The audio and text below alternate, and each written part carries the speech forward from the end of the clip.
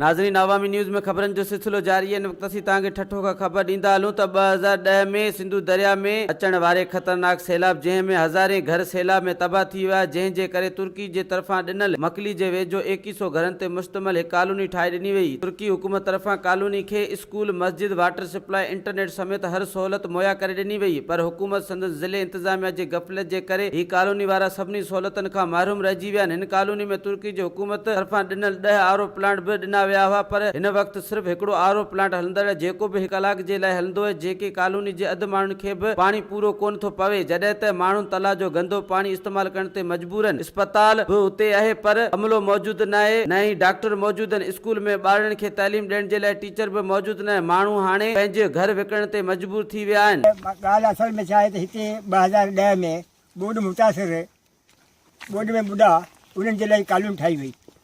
उन्हनि खे 2017 में अलॉटमेंट थी, पर उन क्वार्टरनि जी हालति इहा हुई, करप्शन, हिकिड़े पासे करप्शन, ॿिए पासे चोरी उन्हनि माण्हुनि खे जेके हिन जा रखवाला हुआ, ठेकेदार हुआ, उन्हनि माण्हुनि हिन ते अहिड़ो असरु कयो आहे त कॉलोनी अञा ताईं नथी सुधरे।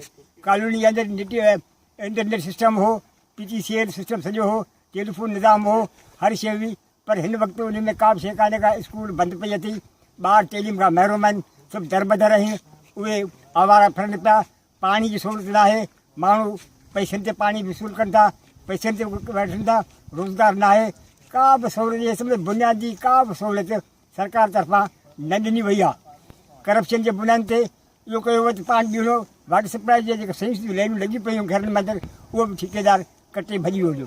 चौथी वारी बि अधु में छॾे भॼी वियो हुयो।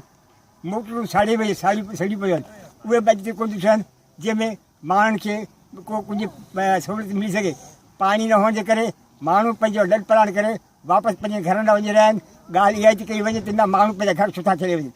माण्हू खे का सहूलियत हूंदी त माण्हू पंहिंजो रहंदा। इन करे असां हुकूमत सिंध खां अपील था करियूं त हिते बुनियादी सहूलियतूं ॾेई माण्हुनि खे सहूलियतूं ॾिनियूं वञनि, त जीअं माण्हू पंहिंजे आराम सुकून सां पंहिंजो हिते वेही पंहिंजो वक़्तु पास करे सघनि। इहा जॾहिं त हेॾी असांखे कॉलोनी जेको तुर्की वारनि ॾिनी आहे, ऐं हिन जो पूरो फंड बि गवर्नमेंट पाकिस्तान खे मिलियल आहे, उनजे बावजूद बि असांखे अञा ताईं का सहूलियत न आहे मिली। तव्हां ही सॼी त हालति ॾिसो पिया त हिते तुर्की में हर जॻह तव्हांखे वैरानी नज़र ईंदी, ऐं असांखे अॼु ताईं कंहिं सहार बि कोन लधी आहे त हिते का माण्हू रहनि था या का शइ रहे थी। हिन पासे ही तव्हां भाउ हितां ॾिसो, तव्हां ॾिसो हितां हीअ असांजे तुर्की कॉलोनी जेको पार्किंग ऐं ग्राउंड रखिया विया आहिनि, अञा ताईं हिते देवियूं बीठियूं आहिनि पार्किंग जे बदिरां। हिते का बि